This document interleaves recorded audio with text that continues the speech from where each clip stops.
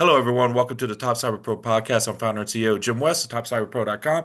Today, I have a wonderful guest. We're going to be talking about some really different things than we usually talk about on this podcast, but they're super interesting, and I'm looking forward to this great discussion. So, without further ado, I have David here who's going to introduce himself, and we're going to talk a little bit about some what I call part of the fusion or intersection of emerging technologies and our immediate to the medium and future, basically the future Yeah. of tech. So, David, introduce yourself.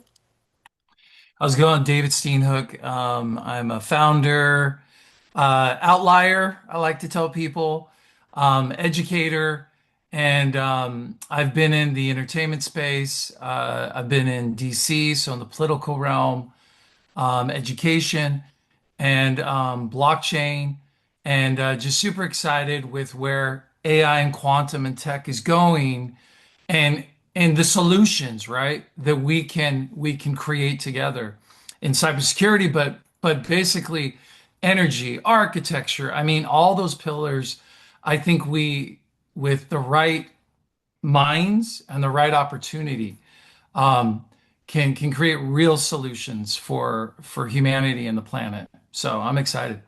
David, you mentioned the term really early, outlier, and I kind of love that term because it kind of lends itself into a category of, when we think of outliers, some people might say, oh, outliers, usually that person's way over here where the majority of people are over here, right? When you think of like graphs and data sets. But at the same time, there's other words that's in that grouping of outliers. There's words like visionary. You hear words about eccentrics, creatives, right? And so when you use the term outlier, what's kind of the motivation behind that? I mean, obviously, it's something where, not everybody has an immediate positive connotation to the word. Yeah, so when I post on social media on LinkedIn or things like that, I like to capitalize out. I think there's a power in words. Just like the word creation, right? You have create dash ion. So it's the power of your creation. And so often I think people look at things and they have a perception or perspective that if they flip it, right, they reverse engineer it, they'll start to see differently. And whether you look at the great philosophers, we were talking earlier about your love of Archimedes, who was a great mathematician, right? Fibonacci's another one who I Mhm. say all the time, why are we not teaching this to our kids? It's in the cosmos, it's in everywhere, right? Sorry, my daughter, this Oh, no is, wow, worries. why? It's all good. All right. But why aren't we teaching this, right? It's in nature. Hmm. It's in the building blocks. And so that's what I mean by outlier is the more we start thinking outside, we start to put things together. Hmm. And that's my whole philosophy with it. Obviously, Malcolm Gladwell wrote the great book. Yes. Um, the other word that I love too is superposition, which is another mathematical, physics word. And why I love that is because I think what that means is you put yourself in the right position in the universe for like an optimal success.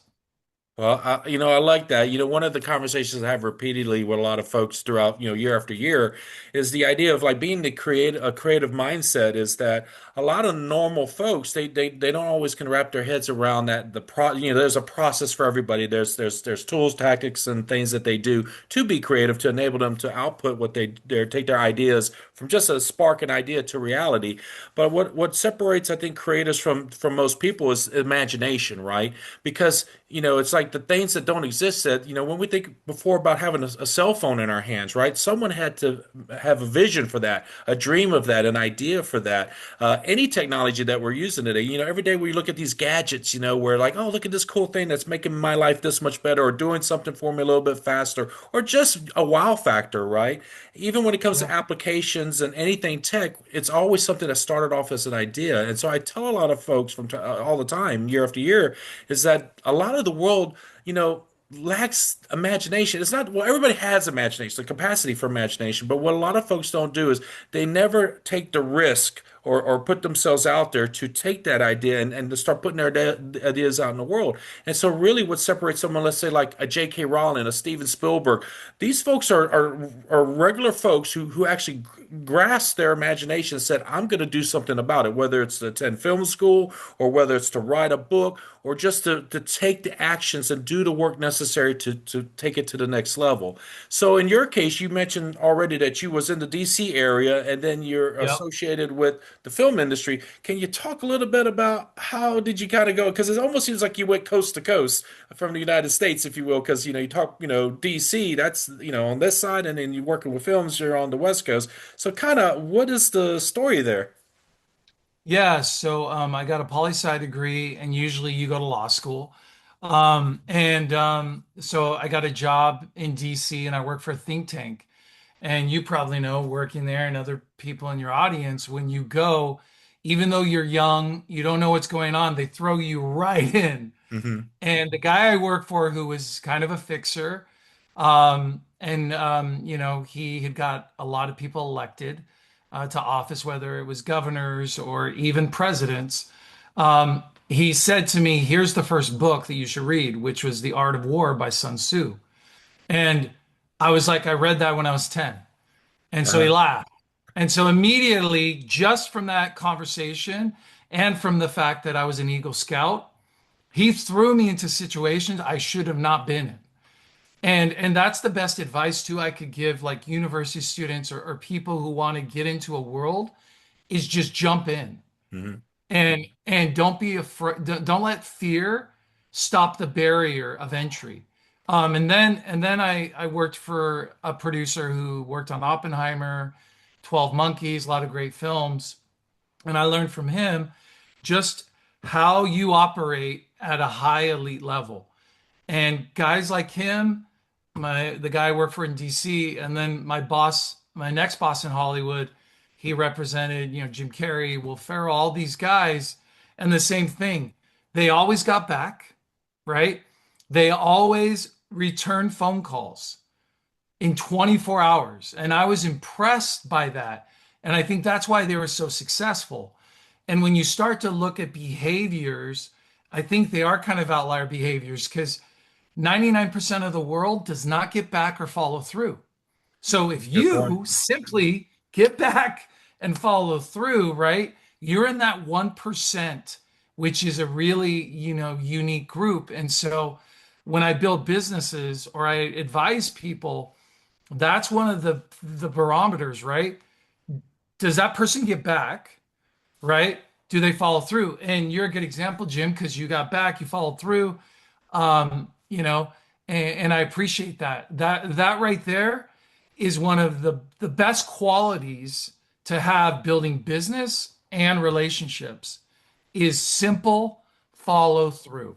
So, but yeah, and then I went to the American Film Institute because I realized I was a creator, I was a storyteller.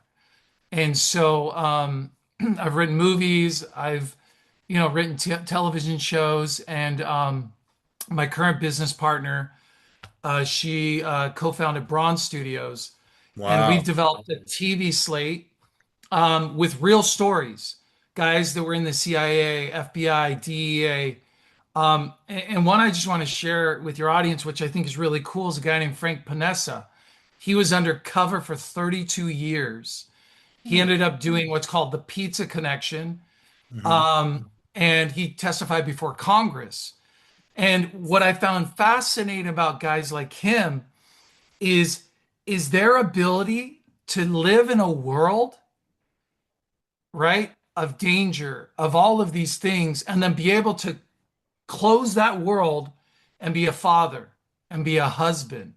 And that's also fascinating to me. So I think that's a really great trait for a successful career and a successful founder is to be able to shift, right? You got to have your family first, no matter what. And we had a conversation earlier about that. You wrote books for your daughter because of that. So, right, we have to have those priorities regardless of any accolade or, contract or opportunity. hmm So you mentioned when you was 10 years old, you read The Art of War by Sun Tzu, which is a all-time classic. In fact, I think everybody should read that book, or at least half of that book at a minimum. There's some other books along that time frame, like Book of Five Rings and some others, and Meditations, of course, by Marcus Aurelius. I would throw that in there for Stoicism Oh, love purposes. it. But The Art of War, I actually published Art of War and Cybersecurity a couple years ago, and it's just those teachings, those ancient teachings from thousands of years ago are still applicable today, and I find it fascinating how sometimes our past, is still relevant even to our present day. Another thing you mentioned, I love that about the follow through, and that's something not a lot of folks do because we live in such a discarding kind of world where even relationships are just throwaway kind of relationships, whether it's marriages, family. You brought up family, right? These are things that are traditionally, things that we want to last forever, but it's like we've become kind of ingrained with this thing about everything that's just fleeting, just toss away. If you're not feeling, happy 110% of the time, there's something wrong with everybody else and so forth. So, when we get to education, particularly with some of the things that you're doing with the, I think it's QE Media, can you speak about Yeah. some of the themes and the topics that you explore through that, creativity and media? Yeah, so what we're trying to do is combine worlds. I'm a big ecosystem guy, and the analogy I love to talk about is the ocean. I grew up in Southern California, and I was always in the ocean, swimming, surfing, playing volleyball on the beach. And I think it's a simple analogy that we are able to integrate it into business. We can create very profitable, fruitful businesses. And the idea is simply that when the ocean is healthy, the fish and the coral and the sea life are healthy. And when the sea life, the coral, the fish are thriving and healthy, the ocean is healthy. And so much we see now. I'm also in like the family office space. The family offices do not want to do business really with the VCs because of the way they've treated founders, right? In media, in tech, and all these things. This is just what's happening. I don't Hmm know what you've heard, but this is really what's happening right now. That's why you see the family offices are going directly to founders or working with venture studios because the whole purpose is to create something great every time out, right? Why do you want to throw 100 things at the wall and hope one sticks, right?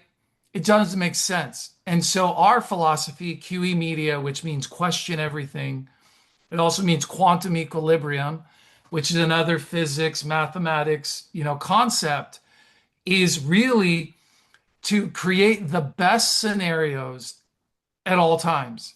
So it starts top down.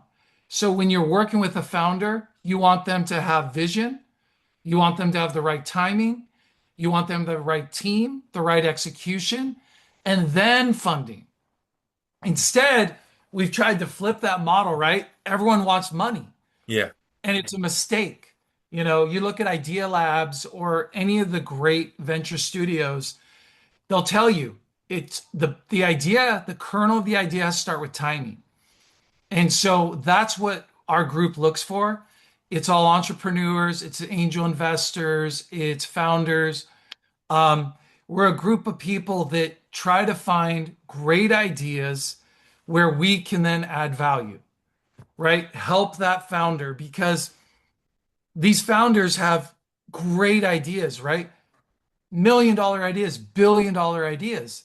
And what usually happens is someone will come in just like in Hollywood, because it happened to me, right? Where they're like, hey, we'll buy your script, but you're not going to be a part of it. And that's not why I became a writer. Yeah. You're a writer too. You've dealt with you've dealt with this world.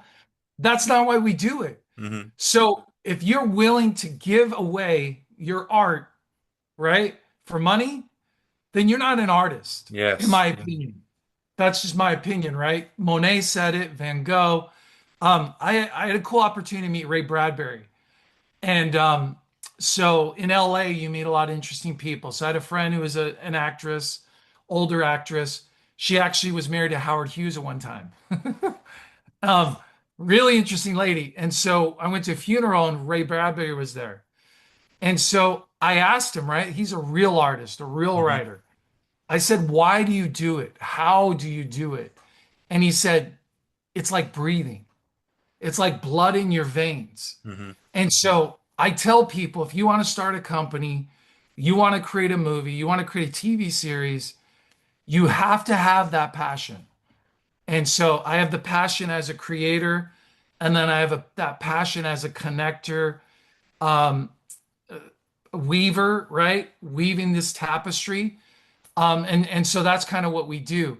We try to find those outlier, those, diamonds in the rough, and help them, move and create that vision. So, so yeah, that's kind of what we're doing. So, like I said, it's tech, media, and capital. So it's this triangle that we're creating to really give all those resources to a great idea. Wow, that's amazing. There's been a lot of stuff in media, and particularly in film recently, and even in some series like on Netflix, like Three Body Problem, where they're bringing these great fiction stories where, like in Three Body Problem, they talk about quantum entanglement, supercomputers in the universe and so forth. And there's other films too that deal with, physics as well, and it's becoming more and more prevalent as we see with other series and things that, like we could go back to CSI. Like all those CSI series really brought digital forensics to the forefront, right? Yeah. And it had such an impact on our culture that even real life jurors expected to always have DNA evidence because of all the crime shows they would watch. So it had the CSI effect, right? And then now moving forward to today, there's every show has a cyber division or the hacker guy or the guy that can pull the records. Even a film like there was a film Mark Wahlberg, I think it was not Ocean's 11, it's the heist film The Italian Job. And so in the Italian Oh yeah. Job, they had the guy I forget his name, Seth Green was the hacker guy on the team that Yeah. would manipulate the Sure. traffic lights. Ocean's 11 has the hacker guy. Every film now has an element of cybersecurity, the hacker type or the forensics person. It's become part of almost every show. Every successful show has this Yep. element. It's just uncanny. What are your thoughts on that as we're seeing more of this? There was another series, Mr. Robot, not to kind of keep listing them. Hey, James Oh Bond has yeah. always been about the tech and the gadgets, right? So we Yeah. keep seeing this being more and more almost, I don't want to even say, but I'll say it, it's becoming more and more front and center, right? When we think about Yeah. science, technology. Yeah. I mean, Mission Impossible too. Yep. I think what's really cool is in Hollywood, everyone's afraid of AI because they think it's going to take actors' jobs. But what I actually think AI can do is why I also got into blockchain is create transparency. And so I think that's part of the pushback because let's be honest, when a business, right, a government, a studio has to become transparent, they have to show what's behind the curtain, right? Hmm. They have to, so I love technology. I love decentralized potential in technology. I love deep in technology because I love the idea that we can be more transparent. We can create unique revenue streams that make it creator first, right? If you look at Instagram, YouTube, all of these, even TikTok, the revenue they were giving to their creators or even Spotify has diminished. Hmm. And so what I see that is as an opportunity for people to create technology that also is in social media and leveraging the opportunity for that. And then when it comes to, surveillance and those kind of things, there has to be ethics in it because, I have it on my, my jacket a little bit, but the reason why I have this kind of the all seeing eye in a way is because, kind of like George Orwell said, we need to be aware that all of us still want and need and deserve those inalienable rights, which is free will to choose and free will to live your life.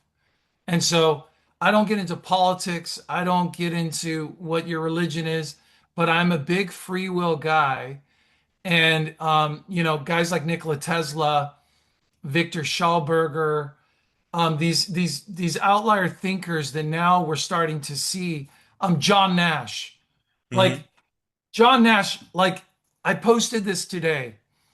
John Nash didn't have a job for 10 years before he won the Wow. Nobel Prize. And yet, Nash equilibrium, which is something I'm a huge fan of, Nash equilibrium is used in all economics. And as you know, right, is used in all treaties, all wars, Hmm. right? War games, they use it. All economics, they use Nash equilibrium. Fibonacci, they use it in all economics, right? Fibs. So it's funny that these ideas that we never talk about, right, are used by the few, right, who are leveraging it. So in education, I think it's vital that we teach our children, we teach each other, and we're able to educate about that. It's just fascinating. And with quantum, I think we're way closer than people think Hmm. to to this quantum ability to affect the way governments are run, Bitcoin, right? Banking. I think we're way closer than everyone's saying. It was just like BlackRock. We're never going to buy Bitcoin. Yeah. And The whole also the time they were complete buying it. reversal. Yeah. The whole time they were buying it, man. So Yeah. it's the same thing, and it's all good. Whatever. You're going to do your game theory how you want to do it, and they all do it. Hmm. But I think quantum is the next thing, the next frontier, the next renaissance of tech that is going to change the entire world. I love what you said about the blockchain earlier, about the transparency and giving rights to creators. There's a lot of things to wrap there. In the past several years, you've seen policy updates and program updates for YouTube and other platforms where you're right, they've slowly diminished the artists or the creators' rights or at least their revenue earning potential. So unless you were part of what I call that first, even second generation of creators, like I'll use the biggest guy on YouTube right now, Mr. Beast, right? He's at a level that so many people may never achieve in their careers. But you know what? There's always going to be the next, right? The next Mr. Beast. Like when people try to compare people to Michael Jordan, Kobe was up there, LeBron, and there's always that debate of who's the GOAT, right? But one of the things you definitely hit on is that idea that creators today, it's like there's a higher mountain to climb, meaning it's become much steeper, and it's weird because it's having new creators and evergreen, just more and more people creating that actually gives the coffers to all these big corporations, right? To make them the money, to get the eyeballs on that platform, right? And so it's something to see that. But we've seen some people trying to fight the fight to share the wealth, if you will. And a great example just happened this past 2 weeks. So Netflix is releasing a film called The Rip, which is Matt Damon, Ben Affleck, where they've done something Yep. that's unique now in the film industry. They've made this commitment. I don't know all the exact details, but I remember reading briefly about it, where the profits of the film, I believe, is shared. There's a kind of an equity agreement to where all the people that worked on that film can derive dividends and future payments from the film, which is something that we hear about from time to time, like the normal people when we hear about films, one of the greatest, I think one of the most successful and most brilliantly planned and executed film series or franchise of all time is Lord of the Rings. Peter Jackson, who had, I think, two, three film crews, just to be able to, one of the greatest feats of all time for productions, because meaning you get that many actors for that big of a time frame. Because usually with like a typical series, you'll film like chronology, like take Harry Potter series, right? Unfortunately, we've had an actor or two pass away, like Dumbledore. They had to replace him during the filming of that franchise because that spanned like 10 plus years, right? To get each film into productions and so forth. Whereas in Peter Jackson's case, they kind of had everything on a very tight schedule, multiple film crews, working around the clock. Plus, he stood up Weta Studios in New Zealand just to be able to handle all of that CGI and graphics work. He pretty much built that production company in house. Brilliant feat, right? But even then, we would hear the stories of like how much Elijah Wood made, how much did Sir Ian McKellen make, all of the salaries and some people in some films they'll take a percentage of the box office ends, right? So we'll hear these stories from time to time. But for Matt Damon and Ben Affleck, who are two hugely like global blockbuster actors, to be able to, check their egos and say, "Hey, we're going to look out for everybody." Whether you're the boom guy with the mic to someone that's Yeah. just, bringing lunch, I guess, if you're associated with the production, right? Any production assistant to be able to kind of share the wealth. And like you mentioned, transparency, I think we're leaning into that, meaning, that's something that we haven't seen before, but that could be a potential game changer. What are your thoughts and what are your perspectives on these things changing even for the film industry, which has been around for a long time and they have kind of like that old school and traditional way of this is how it's always been done in this town mentality to seeing things like this and how technology or just how blockchain has the potential to disrupt and even change that industry? Oh yeah. So blockchain and deep in technology, I think, is a revolution that only a few kind of understand so far. Um, I have a philosophy that I think you should pay people to create, you should pay people to watch. And so one of the projects that we have under QE Media is called QE Channel, which would be a streaming service that would do that. Another product, which is part of our group, we build companies with AI native from the beginning. So a lot of these legacy software companies or SaaS companies, they're going to have to restructure how they build everything because how are they going to adapt or create the scalability for quantum? And so what we do is we build it AI native. And so one of our products is Production OS, which with that alone, you can save so much for the production in pre-production. So many people say fix it in post. I say fix it in pre-production. So all of these things I've learned making commercials, making movies, being on sets, being in management, I'm now transferring into the tech space. So imagine all of the good things. And I think that's what Ben, and Matt are kind of doing. And so this idea of a revenue share model, I think, is such an awesome way to do it. It takes care, it incentivizes your crew, it incentivizes people to want to be there. You look at In and Out, they give stock, right? You look at Chick-fil-A, they do something kind of similar. So these are super successful businesses. So why wouldn't, you know, Silicon Valley or Hollywood take a page? Hmm. And so our philosophy is to do exactly that. So when we work with companies, we tell them, hey, receive abundance, give abundance. Think about the micro and macro. It's all that game theory, right? The Nash equilibrium, it keeps coming out, right? You want to strategize for 1 year, 5 year, and 10 years. You want a roadmap that can build all that. And so I'm all about I love that one CEO who was like, I'm gonna pay myself less and take care of my people, right? And if more companies, if more creators, if more moguls actually looked at their people, right? Their staff as equals, they'd be more successful because they would want to go to work. They would want to build. And in fact, I think it's really smart to not take away their own ideas. So many times, right, with your NDA, the government, whoever, a company Hmm. will take it. Yep. My philosophy is make them a co-founder, right? Um, one of the best financial companies was Renaissance Technologies. And what he did was he made everyone a partner. At his peak, that team, they were making 40% ROI, IRR, right? And so there's something about doing it differently. And Hmm. that's kind of why I like, that whole outlier mentality is I'm drawn to people that want to do it differently.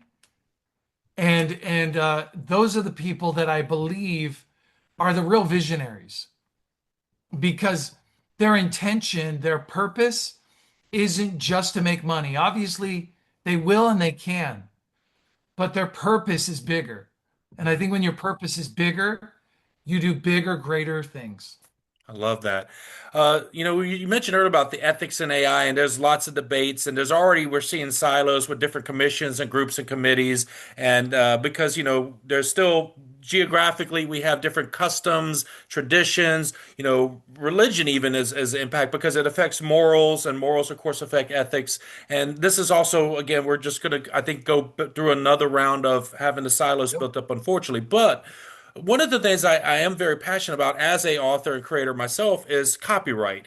And so last year in early 2025, there was a major case where a judge did not agree with the authors. They said that the AI systems that are ingesting works of art and books and so forth were not subject to copyright law because of the little bit of technicalities there. What are your thoughts on things such as that case where where we're seeing a potential where AI is kind of what I would say is slightly eroding copyright law, which some people say should be reviewed because currently it's generally known as life of creator plus 70 years. Famous case is Steamboat Mickey for Walt Disney, right, entering into public domain. So that's the first part of the question. The second part is where we get into where AI is making a likeness or representation of whether an actor, singer, we've had like the Tupac at the one festival, the 3D rendering. We got on Yeah. YouTube right now, you get Elvis singing like Baby Got Back or Johnny Cash singing a pop song.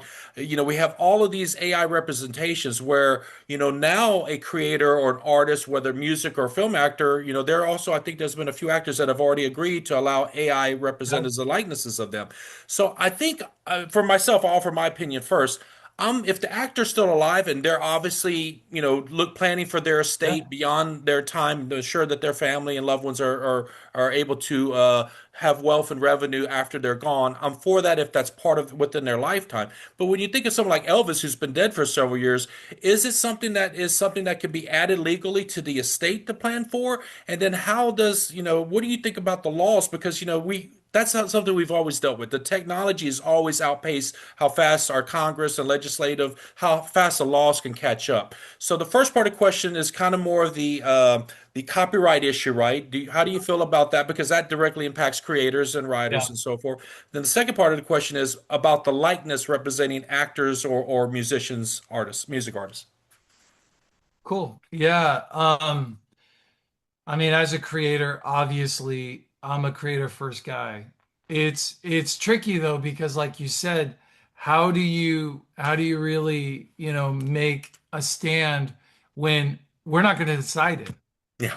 Unfortunately, it's going to be lawyers, it's going to be the government. Um, I think AI is a tool. I think AI is a cosmic encyclopedia. That's really Yes. what I think it is.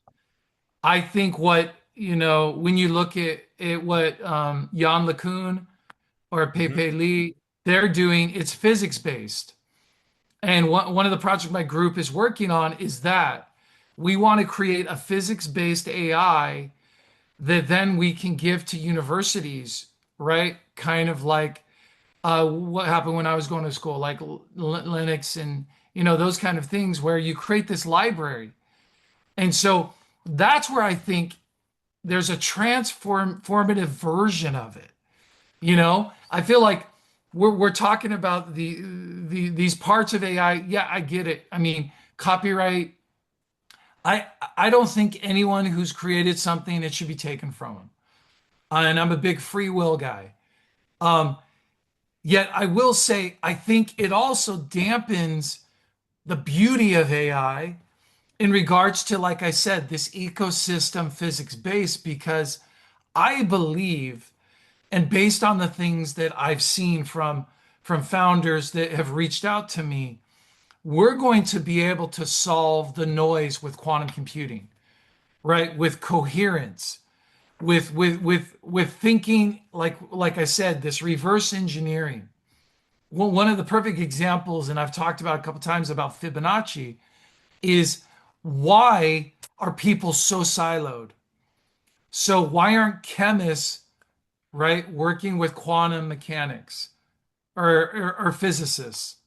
Why aren't biologists also there at the table? Why isn't Mother Nature at the table?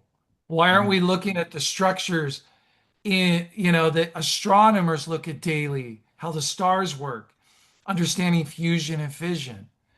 And so I really think this physics-based AI, which is one of the things one of my groups is working on, is so amazing. And like I said, solutions in energy, health. I mean, I believe it's going to lead to med beds and that kind of technology. I believe it will lead to curing Alzheimer's and cancer. And when we start looking at biomaterials or topological, you know, opportunities of construction. And so, yeah, but in regards to the artists, because I don't want to try to leapfrog it, I respect anyone who's created, like you said, from that imagination place to developing the idea and then putting it out to the ether. Nikola Tesla said, I don't care that they steal my ideas. I just care that they don't have any of their own. You know what I mean? And so that's kind of where I stand on that. As a writer, same as, I can tell you, people in Hollywood have stolen some of my ideas. Mhm. And so you got to go. What do? Yeah, what do you do? Right? You you're not going to win that battle. So once again, going back to Sun Tzu, Art of War, how do you position yourself in the I like best that. place, right? Where then okay, I know how this will impact me. I know what's going to happen.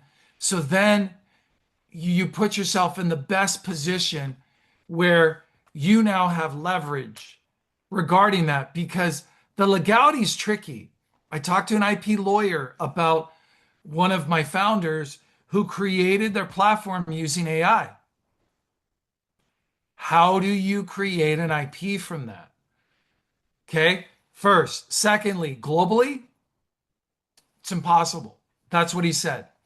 Hmm. He said today, it's quite impossible and very expensive in the millions, Mhm. right? To to basically patent an IP Yeah. You idea. know, when I think about the AI, AI, and you mentioned quantum, these are two very disruptive technologies. And just about a year ago, people were still complaining about generative AI. I was having a conversation with a person on AI about how it had extra fingers, couldn't get human bodies right, and other things. It was just kind of the hallucinations were really high. But now, just less than 12 months later, they fixed those things. New, and every day or every week, there's more and more AI systems coming up that are very focused. We've had in the Billboard 100, the number one song in America a few months ago was an AI artist, an AI song, right? So this is now people could just connect to an AI, take an idea of a song, or just say, write me a song about this, whether they input lyrics or not. And I've used it too. I've got a YouTube channel where I put some of my lyrics and music into AI.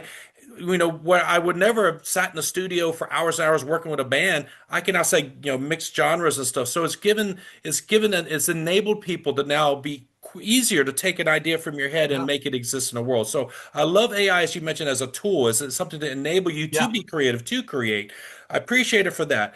Mo Gadot, who's an ex-Google executive, has, about a year and a half ago, famously came out and talked about AI. And some of the statements that he made got met with a lot of criticism in the community. But one of his broadest statements, and it kind of alludes to what you was just talking about with the power of AI, was he had mentioned that I think it was ChatGPT 4 at the time had just come out. And he said it is near 155 IQ. And of course, a lot of people in the IQ industry was like, no, that's not how you don't measure AIs on a typical IQ scale. And I get that, but you mentioned it kind of being like this super library. I forget the exact term you used, but when an AI has ingested all known knowledge of the world from the history of time to today, all of the medical journals, all of the books, all of the thoughts and ideas from social media, it's sitting on all the information. How can it not have a superior IQ to every human being on the planet? So he was mentioning 155, which is a very important number, as I tell people, because 160 from 160 on is considered Einstein level because Einstein never had an officially measured IQ, but he is largely believed to be between 160 and 190. So he just stopped short of saying Einstein level at 155. But he went on to say that he believes in the next 10, I think 10 to 15 years, it will have 1,000 plus IQ. which is again off the charts. I think the smartest person on the planet is, I believe, 200 and something. A gentleman, I think that's in the West Coast, I forget his name right now, but the highest recorded IQ measurable was about like let's say 240, 250, I believe. But imagine a Yeah. thousand plus IQ from an AI system, and of course. Marry that up to a quantum computer that is using obviously for exponential compute. We're talking superposition, but imagine a quantum supercomputer that can leverage a thousand plus AI. What problems couldn't it solve? You know, when you mentioned biotech, pharmaceutical, curing Yep. cancer, solving Yep. logistical problems, or just even just solving the big problems that we have yet to define, right? Population decline and so forth are bigger problems that some nations will face before others. But I think this is really interesting territory because I think there's still a lot of, you mentioned there's always room for opportunity around disruption, right? And I think one of the biggest things right now is there's a lot of people that are shunning it. They're saying, oh, we don't want AI. AI is going to take our jobs, like all the negative sides of it, right? They said the same thing about robots and manufacturing facilities, like the machines that were building cars. Oh, that's going to kill the car industry. But it didn't. It actually increased production, increased sales. It was a very profitable time. Even before that, factories and refineries, the Industrial Revolution, every time we've had a disruptive technology, people will always say it's going to take away jobs. Like back when there was horse-drawn carriages, right? Oh, it's going to take away the horseshoe guy's job, the blacksmiths and so forth. But it just transformed what the jobs were and actually created more jobs, right? The automobile Yeah. industry, if you really think about it, there are oil change places everywhere, like express oil change places. There are even automated car wash places. I mean, you could talk Yeah. to, what was that famous musician that owns um, Jason Derulo, I believe, owns a chain of these as one of his most Yeah. profitable Yeah, he businesses does. in his portfolio. But the thing with tech, I believe, is that I think for the people that embrace it, the early adopters, the people say, "Hey, I'm leaning into this," is the ones that do find the success and take advantage of the greatest opportunities. That first, second wave generation of folks that embrace the technology. So I'm always advocating to people get education, get educated about it, learn Yeah. about it, because yeah, sure, James Cameron made a very popular franchise about the downsides of AI taking over nuclear weapons and destroying the world. Right. I get that. People joke about that a lot. And there's talks about quantum with a Q day. There's a zero-day film on Netflix that touches a little bit about that. But I know there's some negative things that people put out there. But at the end of the day, there's so much more positive. I already mentioned there are people creating music, people that would have never picked up an instrument, Yeah. took the time and the effort to learn to play a guitar or play a piano, are able to take their thoughts and ideas, their poetry, their words, and just make a song now with AI. I think that's a beautiful thing because as a creator, I know what it's like. Every time I write a book and I get the proof copy in my hands, it's like holding a baby, right? That's the closest thing I could describe to people what holding your book is like a baby. But for the average person that would never put the time in to write a book, that can now use generative AI to make a book, to help their story come to life, I think there's magic in that. And I hate to use the word magic with technology, but from the human emotional perspective, for someone that would never have been an author, I know some people will shun it. They'll say, like I said earlier about Hollywood and the traditional, this is the way it's always been done. As an author, part of me is like, yeah, there's all these people now doing generative AI books now, and people just putting out content and not doing it the hard way. But at the same time, I love the fact that regular human, more normal, what I call regular normal human beings are getting to have that Yeah. feeling, that experience of creation and being a creator. So I see beauty in it. And then, but like I said, there's part of me that says, well, you mentioned something earlier about throwing 100 things at a wall, hoping one thing sticks, but actually focusing on the one thing, making it the best version of it or the highest quality possible, because Yep. people will still go towards good things that are quality, right? Quality will Yeah. trump, quantity when it comes to media, because remember, at the end of the day, we only have so many hours before we got to go to bed and rinse and repeat our work life the next day, right? Everybody that works the 5 days or even 6 days a week or even 7 days a week, we got limited time to give to what we choose for our entertainment, whether we go to the movies, you put on the streaming service, or what we're scrolling through on our phones, right? Or doom scrolling.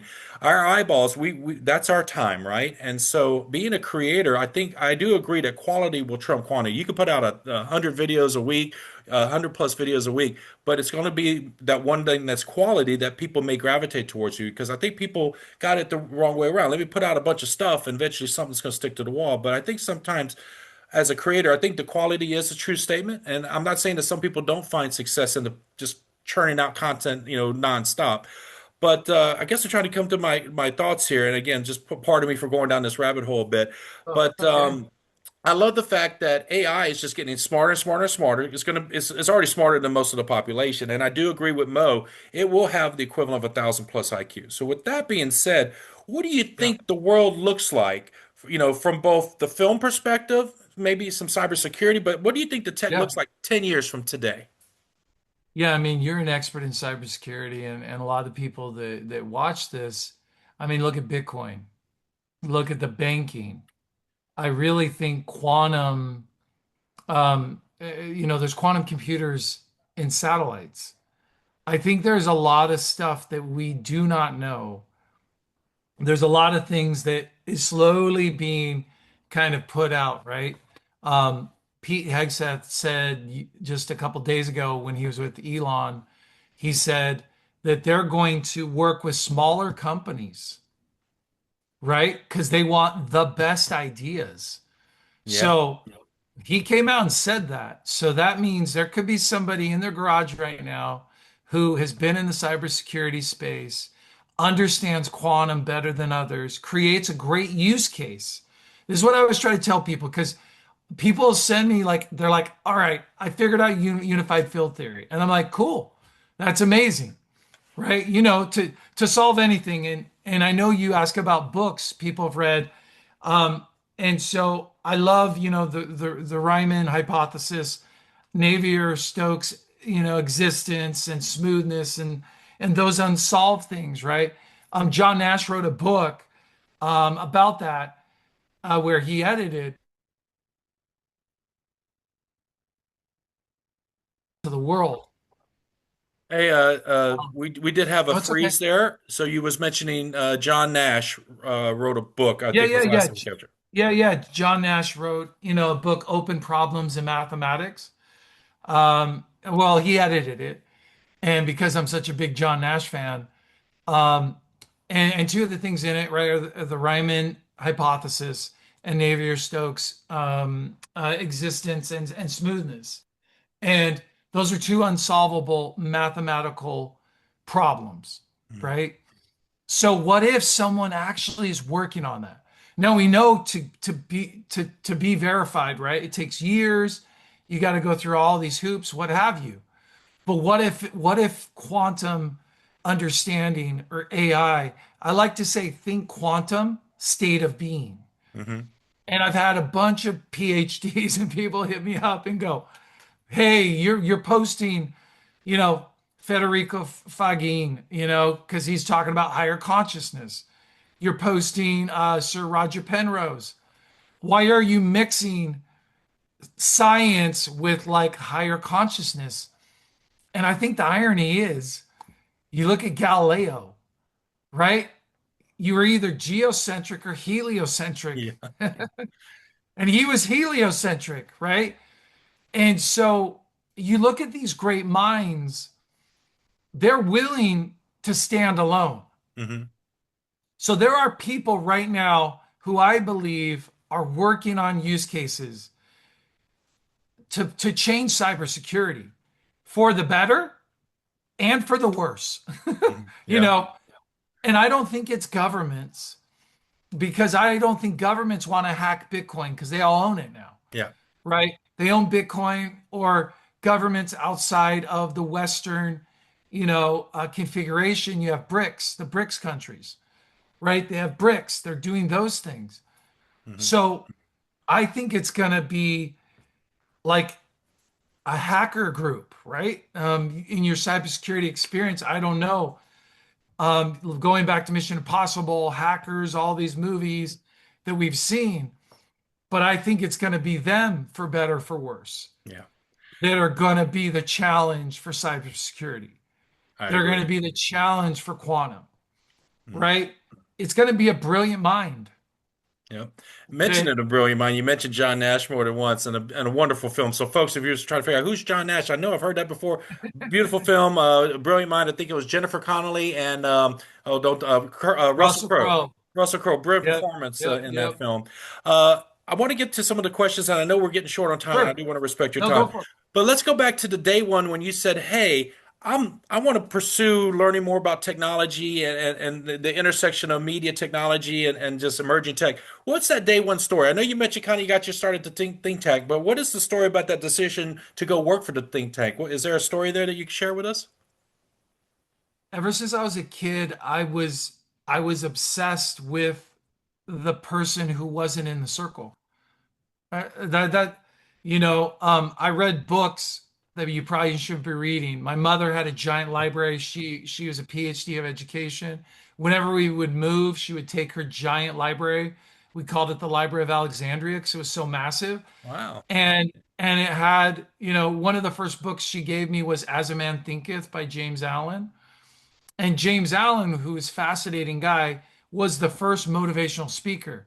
So Tony Robbins, Wayne Dyer, all the people after him, they started with James Allen. And so that was a book my mom gave me. And so how you think is how you act. And that's one of the biggest things she taught me and my siblings. I'm one of 10. And so we were always surrounded by education, study, learn for yourself. I always tell people, think for yourself, right? Question everything. And when people are like, oh, but should I? Why not? It's the scientific method. Yep. Like, but Yeah. for some reason we're told not to. It doesn't make sense to me. I think it's And from the fear so, of one and not wanting to appear stupid or not know. But people need to get over that, right? Get over your sense of ego and yeah, self because that's when you really can start having better discussions, better brainstorming sessions and be a yeah, contributor instead of a spectator, right? I often talk that analogy with people. I say, hey, like during COVID when everybody was forced to be home, I say, hey, folks, get away from the news and the TV and what face mask you got to yeah, wear this week. Work on that business idea you had. Learn the language. Learn to play an yeah. instrument, do something with the time that the society and government's given you with this lockdown. Don't look at it as a negative. Turn it into a positive. And I did Great. produce a book. I don't want to plug myself, but I made No, a go book for it, about please. what strategies and techniques I used to be super productive that year. And I had a very productive year. And every year since 2020, I've actually outdone the previous year. And I usually do a social media Nice. post around Thanksgiving to talk about my accomplishments and achievements, but not to stroke my ego for this time here. Along your journey, again, I want to get back to you here, David. Along your journey, you must have, you've already mentioned a lot of folks have been influential to you, but the goal of this question is along your career and journey so far, there had to have been maybe colleagues, managers, directors, Yeah. executives, or just experts in the industry that you looked up to and admired that had a positive impact on you. This question is, do you have a list of names you want to shine a light on? And I don't mean to put you on the spot because I know it kind of feels like the Oscar award thing where you're not going to have enough time and not be able to think of all the names on the spot. But is there some folks that you want to pay homage to and say, hey, these folks had a positive, tremendous impact on me? Yeah, I mean, I had a lot of great bosses. I've said a couple of them, Chuck Rove and Jimmy Miller, Eddie Mai, who's kind of a legend in DC. But my parents, especially my mother, she gave me this philosophy that you can do anything. And she was a politician in California. She ran the Boy Scouts in Los Angeles. Um, and and she was just one of those people that just did it, right? Nike says do it or just do it, whatever. She was that type of person. And so she instilled that in me. And so I look at anything that I go after, I don't think about why not now. I think about when, you know, it's gonna happen because I Love it. know I'm putting all those pieces together. And so timing is the thing that's kind of out of our control. I'm a big fan of the Tao Te Ching, and the Tao talks about how you need to just be there and be silent and wait and be prepared. And I think that's pivotal. Then I loop in Nash Equilibrium, which is at this moment, you have so many choices, an infinitesimal amount. And so, what do you want to create? And so, my goal is to create light or create understanding or create purpose. And that's kind of my philosophy. I wrote a book with my siblings called Create Lighter Relationships Family First. And I think that is so important for creators and founders. You see people all the time. There's a guy, Blake Makowski, he did Tom's, and he's doing this whole thing about enough. He has this bracelet. How he said, I was a billionaire and I was unhappy and all these things. And I think it's because so many people forget to put themselves first, forget to put their family first, and they put a career that once they get there, they're alone, Oh yeah. right? So there's a balance, right? It's almost balancing chaos and order, balancing happiness, right? And pain and that journey. And so that's kind of what motivates me Wow. is to find that balance that I call it the quantum equilibrium. Find that quantum equilibrium inside yourself and inside others. And I mean, think about how great is it to help somebody? Hmm. It's amazing. Yes. And so I get a jolt, right? I get from helping people realize the divine version of themselves inside themselves. And so that's why I like to build these things and make it happen. Wow, I love that. And you're right. When you help others and you see others grow and be successful or achieve the things they want to achieve, it does like it's like a bolt, like you said, into the soul. It recharges the soul. Yeah. A couple of great things you said there. The be prepared, which is also, I think, the Boy Scouts motto, right? Always be It prepared. is. I know That's it's what like yeah, it's ingrained, right? And that's what folks, when you think about emerging technology, don't shun it, don't be afraid, embrace it, learn about it so that you are prepared. I always tell people, don't be caught flat-footed when yeah. the technology hits or where it's really making people, the new class of millionaires are going to come from the leveraging of these disruptive technologies. New Um, class of billionaires, Billionaires, correct. trillionaires. Thank you for correcting I me. mean, Inflation trillionaires, included. man. There's going to be trillionaires because of Trillionaires. quantum. I'm telling you. So we could talk about tech all day, but do want to respect your Sure. time. I do have a couple more Sure. questions. So this part of the podcast is where I throw a rapid fire, quick questions. There's no right or wrong answer. Sure. It's all for levity and Sure. fun. So first question out the Sure. gate is a hot dog a sandwich? Ooh, it depends on the sandwich. It depends on the hot dog. If it's Depends on Dodger the hot dog dog. or it's a Costco dog, I mean, you Okay. can't beat that. Can't Okay. beat the Costco dog. I mean, it's perfect. All right. Cake or pie? Uh, Ice cream cake. Ice cream cake. What flavor ice cream cake? Either mint, yeah, mint chip.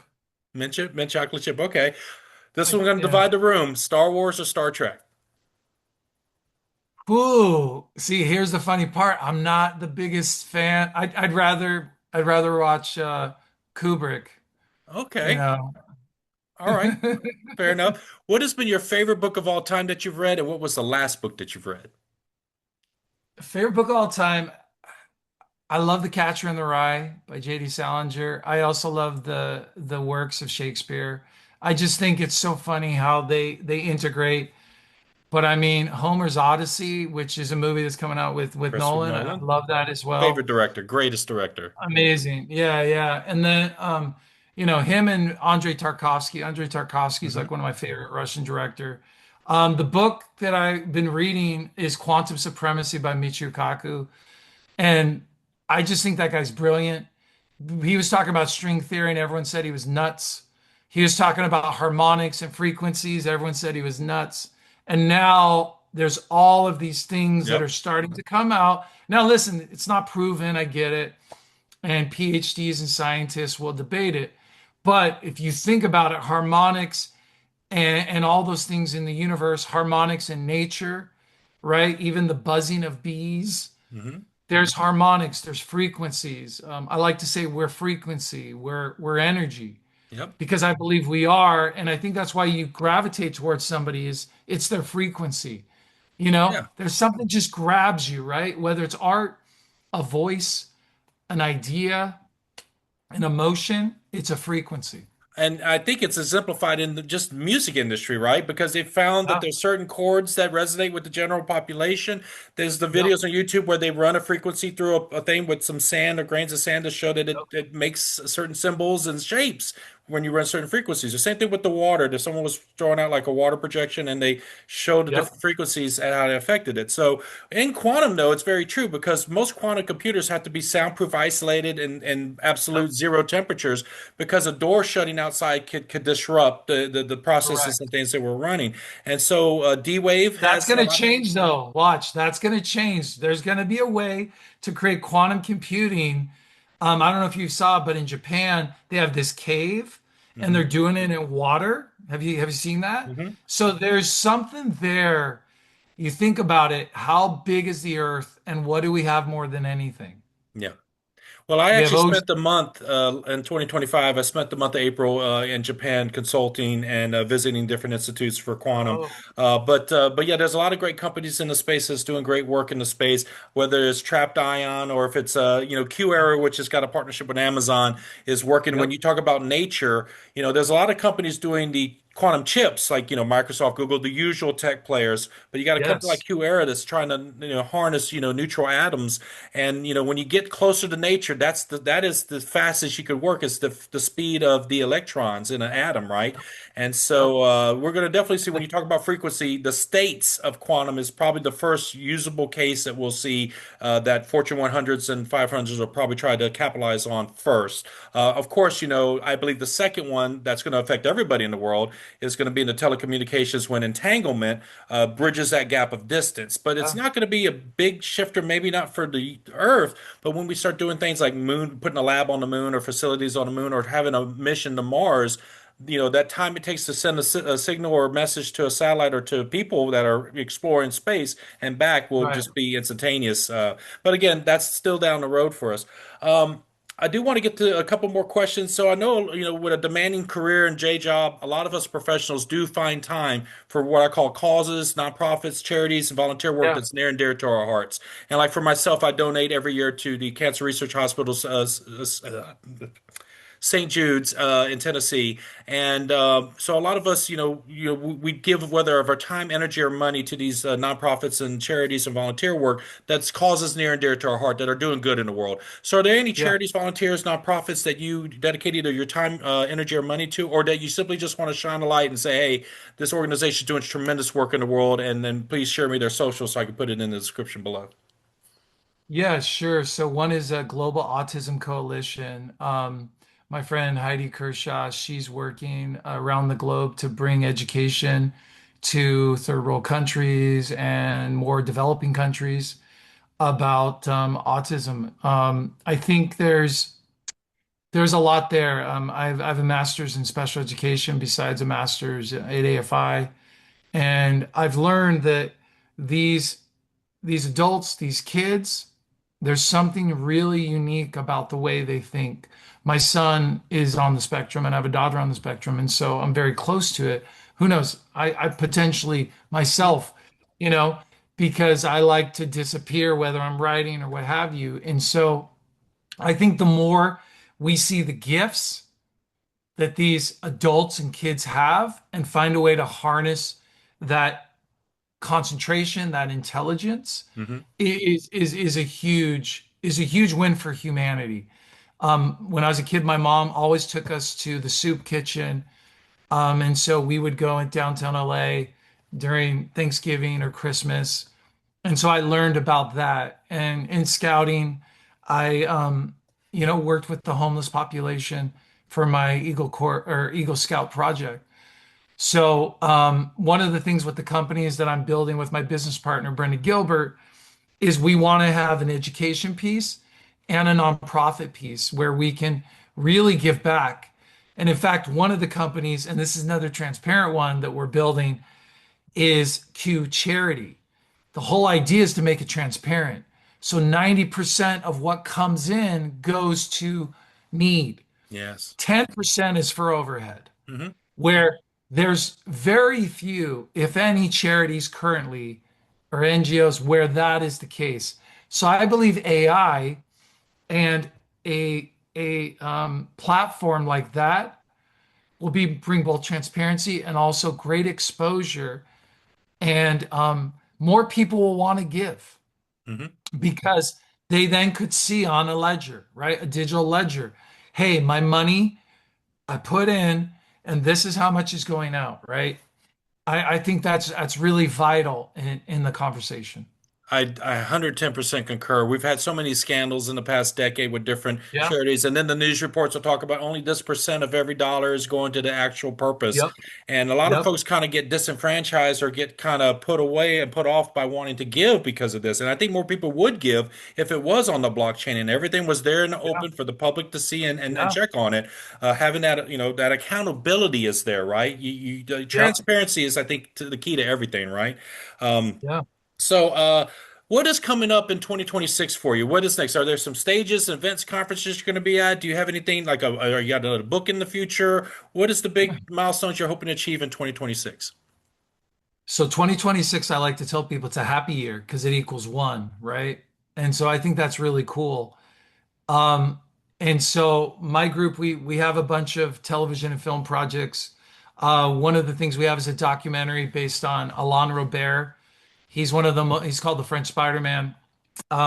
He's climbed over 170 buildings, Oh some of yeah. the hardest routes on rock. He has millions of followers. He just did a whole thing with Alex Honnold, who did Free Solo, because Alex is climbing a building. One of the first he's probably done free solo without a rope. And so we have a documentary based on Alon, and then we have a film based on his life that we're talking to actors and directors right now. Because like I said, I love the Don Quixotes. Mhm. I love the outlier stories. I think they teach everyone something more. I mean, Alon, this guy has no fear. Like, and people will watch to see if he falls. Yeah. And they'll send him messages telling him, I hope you fall, Mm. what have you. And so he's a dear friend and collaborator. And so that's one of the projects. On the tech side, we're working with the University of Waterloo and some group over there in outside of Toronto. And we are also working in Utah with a group there where we're talking to Newmont University, which is a bunch of really brilliant engineers. A guy over there that runs it, Mo Reeder, really brilliant guy. And in Utah, they have this really kind of unique network. They have a group called Silicon Slopes and all these things.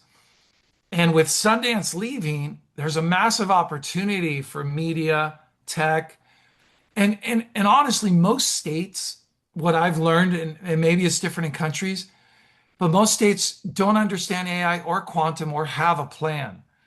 And so I think the more that you can bring in these outliers, these people who really understand, right? They think this way, then you incorporate that with the people with the PhDs that give the team, the traction.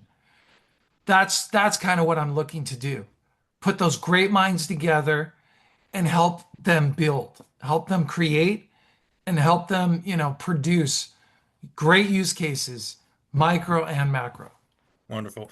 Well, David, we're coming down to the end of the podcast here, and was not in the agenda question, so I sorry to Sure. put you on the spot, but folks, It's this okay. is what I've been doing with this season. All my guests, I give you the final word. Whether you want to talk tech, when you want to talk media, when you talk about Sure. politics, talk about favorite TV show or favorite color, whatever you'd like to talk about. The final word is yours, sir. So I think we're entering the fourth industrial revolution.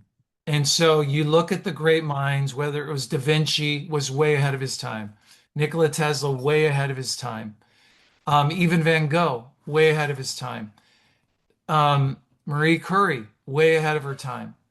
And I just don't think there was anybody there to protect those creators. And so part of what QE Media, QE Venture Studio, what we do, we want to find those creators. We want to protect those creators. We want to build with them. Now, obviously, they need to have great ideas. They need to be visionaries. But I believe that the more that we work together and we harness those great ideas, not only will they be lucrative, which is what you need to get funding and all those things, but I think they'll be revolutionary. And we need more people to think revolutionary to try to solve poverty, to try to solve, I mean, the grid in the United States from the 1960s, like that needs to be fixed. We should be incorporating geothermal.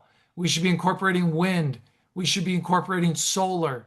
We should be using NASA, SpaceX technology, right? For solar, quantum dot technology. We should have different ways to create microprocessing, ways to fix health, to fix Americans, to fix everyone throughout the world. And so that's really why I'm so passionate is to do that. Creator first, creator driven, and creator and family first, because we're a big family. This world is a big family. And you look at how ecosystems work, the more the world doesn't work together, the more there will be issues, the more there will be fractures. And so I think it's time we mend that and we make it a better place for ourselves and for our kids. Wonderfully spoken and said. David, thank you for being a Thank creator, and you. more importantly, thank you for being an outlier, and thank you for being on the Top Cyber Pro podcast. All right. Thanks, Jim.